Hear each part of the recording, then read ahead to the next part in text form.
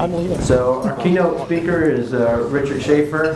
He's former senior executive with the National Security Agency with over 40 years in total U.S. government experience, including 15 years as a member of the Defense Intelligence Senior Executive Service. And he was Information Assurance Director for NSA, retired in 2010. And since then has held, I would say, many positions as a advisor and senior advisor to many commercial companies as well as government agencies in the field of IA, information assurance, and cybersecurity. Personally, we've had Dick as a board member for SafeNet AT and his wealth of knowledge over the last 5 years around cybersecurity and the federal agencies and their adoption of new technologies has been a welcome plus for SafeNet AT. So with that said, and I could read on for probably about 20 minutes on his bio, but we're going to cut it short. Just means he's an old guy. So I'd like to welcome Dick Schaeffer.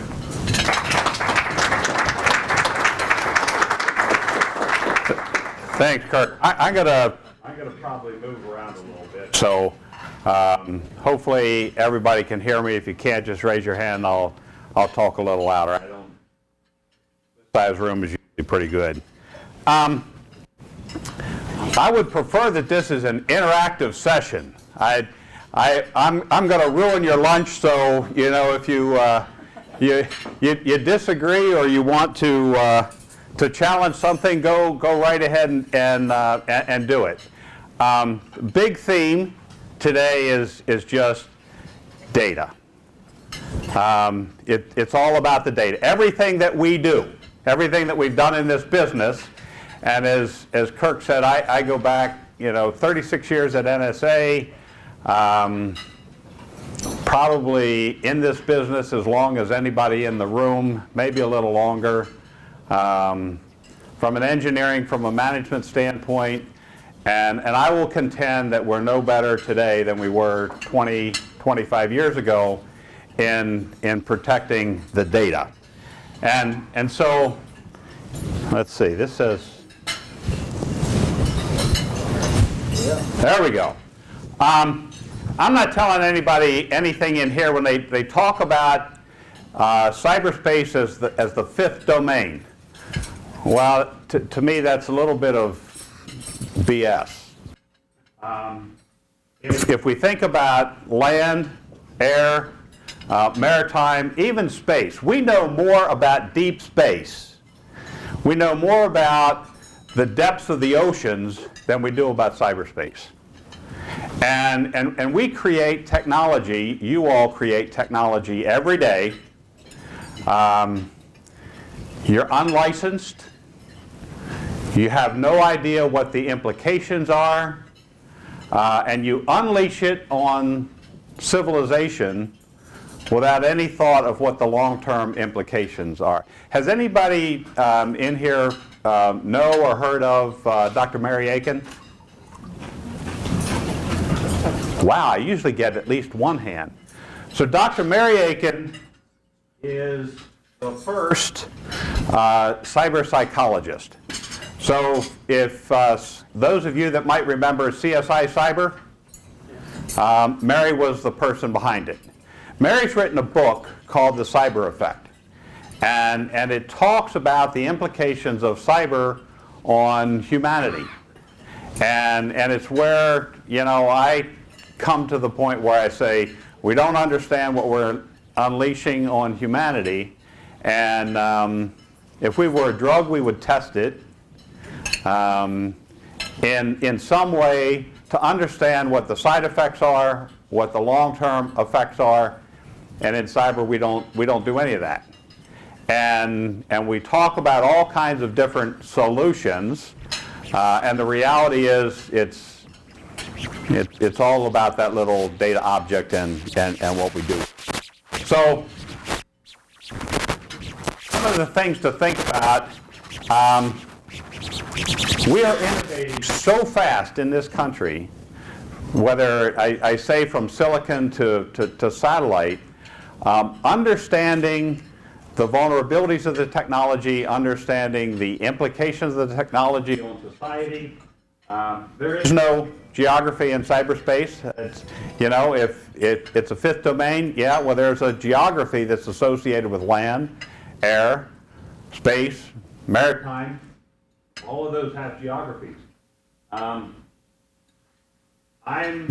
not a digital native. As I look around the room, probably none of us are digital natives, but your kids and your grandkids are, and they're using technology in ways that we never dreamed of. Using technology in ways that the inventors never dreamed of. And therefore, the connection of things, the utilization of things, the creation of data environments, and the big thing is enabling people with a little skill to do some really, really bad things simply because they can. And whether those are people working from the outside in, the people that we tend to call the adversary, or people working from the inside out, that big insider threat that is probably more significant than anybody wants to admit. And it's all because new technology, new vulnerabilities, new applications, new opportunities, and people, whether they're doing something malicious and understand what they're doing, or somebody just playing around and wreaks havoc, the same capabilities are there.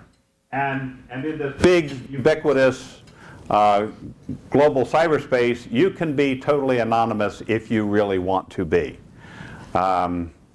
You know, if you talk to the folks that are trying to defend the environment, whether it's government or private sector, they'll still tell you that attribution is one of the hardest problems around. I can make myself anonymous in cyberspace, and I'm clearly not an internet genius. And then total lack of governance. We don't have governance in the U.S., let alone global governance, norms. The lawyers all love this because it's billable hours for them. But trying to create sort of what are the rules? What are the consistencies? Europe is way ahead of the U.S. GDPR introduced requirements that are coming to the U.S. California's got some data privacy rules. But for the most part, citizens of the U.S., particularly younger citizens of the U.S., have no concept of privacy whatsoever. They don't expect it. They don't try to protect it. And they think everything that they say or do should be part of the public domain. Gives great rise to those data scientists that are scraping the web for all kinds of information, storing it in these vast warehouses of data, and then trying to figure out what the hell do we do with all this stuff that we now have. But no norms. I'm doing some work in Saudi Arabia. Saudi Arabia is one of the first nations in the world to have a single point of accountability for cyber. They established a national cybersecurity authority. There's a chairman who happens to be their national security advisor. He's the single point of accountability for cyber in the kingdom. They are the regulator, so they set the policies and guidance and so forth. We stood up a commercial company to be the technical and operational arm of the NCA. But they are learning from what's happened around the rest of the world. If you came to the U.S. and said, who's in charge? You know, the answer is everybody. And we all know when everybody's in charge, nobody's in charge. And so we have a big challenge. The impact looking forward, I think, is much more significant to the impact if we're looking in the rearview mirror. If we look backward, We got a little taste of it. Actually, it's still going on. In our 2016, then 2018 election. Imagine what it's going to be in 2020. Think of the subversion and the influence that's going to occur, and I'm not just talking about the Russians, I'm talking about CNN or Fox or whoever else wants to have an influence on the way people are thinking. Think about the influence on your children and grandchildren from Facebook, MySpace, a whole series of social media applications, all of which to them look real. You know, when's the last time somebody really questioned what came to you in a Facebook post? It just, we accept all this, and it has huge societal and I will say strategic consequences for us as a nation. Our confidence in what we're seeing, our ability to control information flows, long gone. And I come back to that little data object. I want to be able to control the data object from the time it's created until the time that it dies. And know who's touched it, what they've done to it, and in what context it's being used. Absent that, I would say there's no confidence and surely no control. Critical infrastructure, Internet of Things, industrial Internet of Things, everything connected to everything. You know, it's hyped up. Everything isn't fully connected, but it will be, it can be.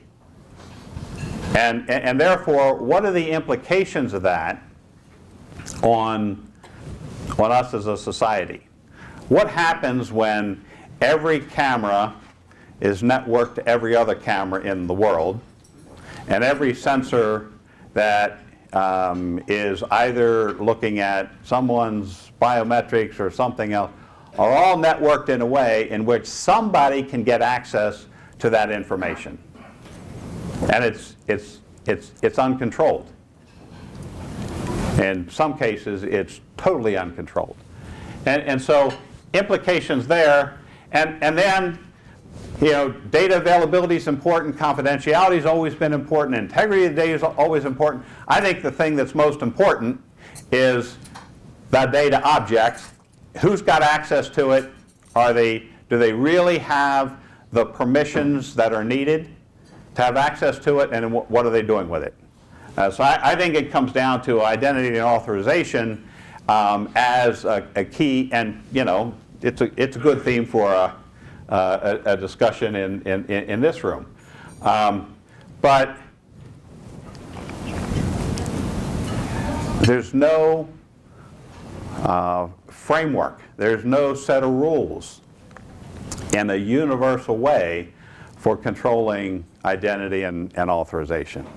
Lots of different ways of doing it, and so if you're going to migrate from one environment to another, maybe from one domain to another, should you be able to carry an identity along with you that has with it a set of authorizations that say this is what you're allowed to see, maybe this is what you're allowed to see, this is when you're allowed to see it, and this is who you can share it with.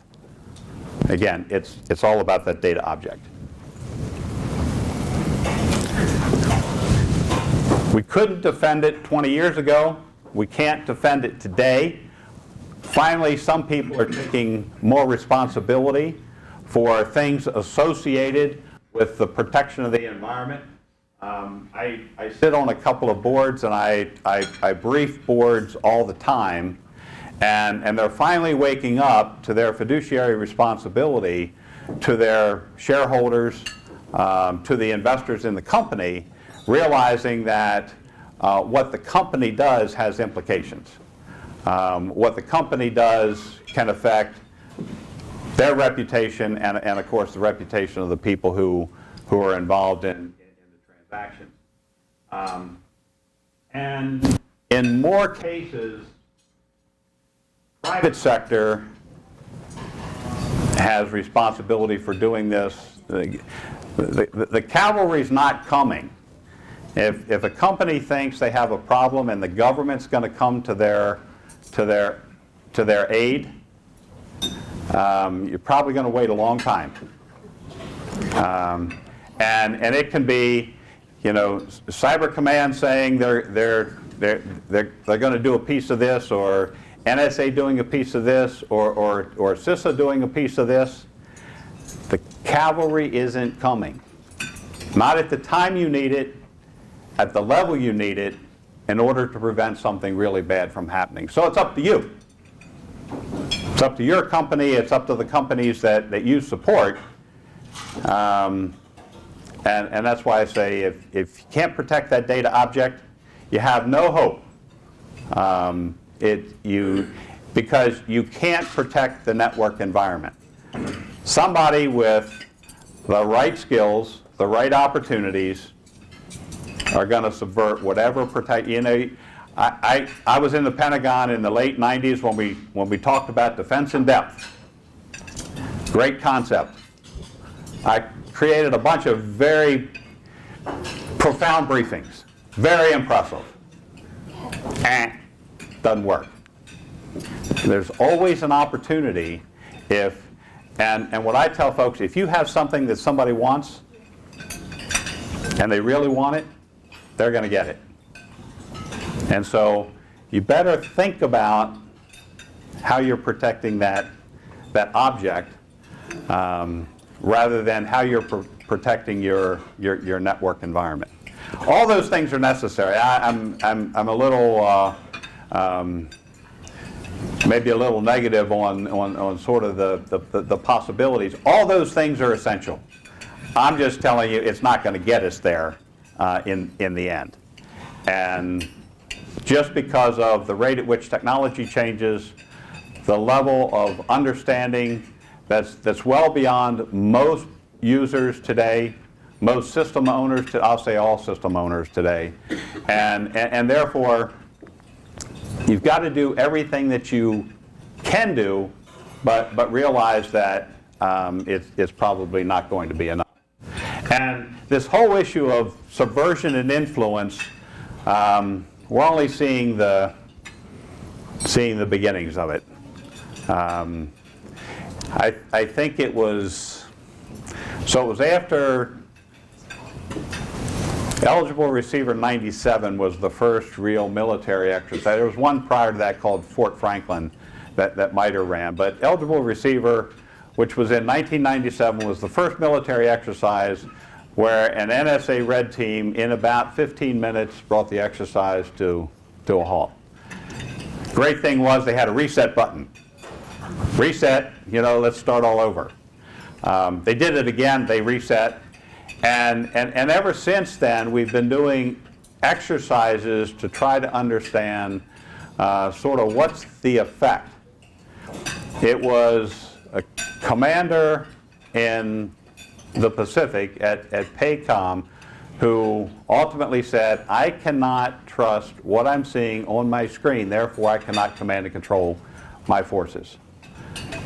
That's a pretty profound military impact. I would say the same thing exists in government today in a lot of cases and could impact us all in something like a national election if somebody's really able to pull together all the pieces and manipulate. And they don't have to change a vote. They don't have to get into one. They don't have to be successful in getting into one voting system.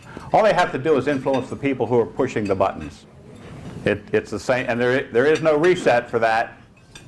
So it's a worry, and it's, again, maybe I'm speaking to the choir, but we all know that cyber is an operational issue. It's not somebody else's problem. It's not the IT specialist. It's not the geeks in the back room. It's not your service provider. It's your responsibility. Today, phishing is still the #1 attack vector. Look how many years we've been talking about it. I will tell you there is still buffer overflows being introduced into software today, and we've understood the buffer overflow problem for, what, 30 years?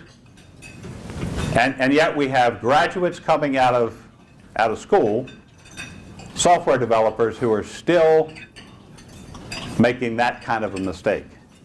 So human beings are human beings. They get distracted, they get busy, they get diverted. You know, there's a reason that PhishMe ultimately sold for $1 gazillion to a private equity company, because they had a tool that improved performance. I did a job for a very large multinational company, about 80,000 employees in 126 different countries, so almost all the countries. And the Chinese were so deeply embedded into that system that in many cases we couldn't re-image, we had to throw stuff away and build it from scratch. PhishMe came in and did some training for the individuals. We went from about 30–40% of the people would still click on the attachment. It got down as low as, I think, about 12 or 13% was our low water mark. 12 or 13% of tens of thousands of employees is a lot of people. And so it still works.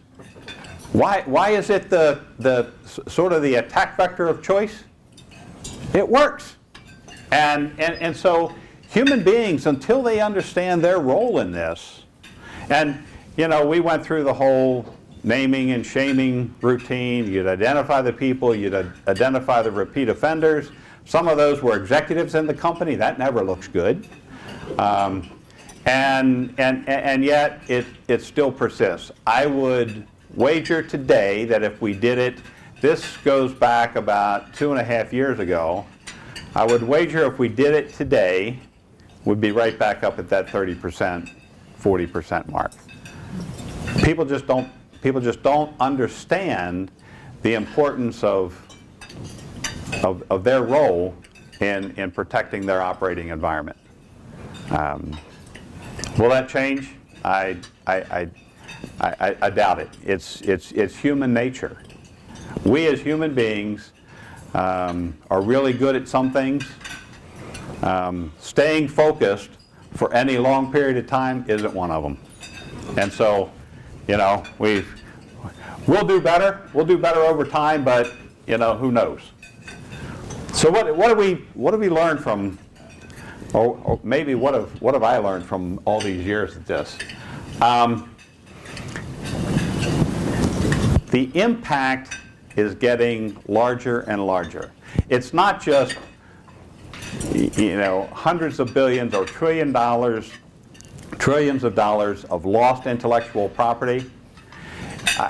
The more serious thing is, if I can get in and steal your property, I can leave something behind that when I need access to it, think about the power plants, think about a whole bunch of critical assets, I can use them for what I want.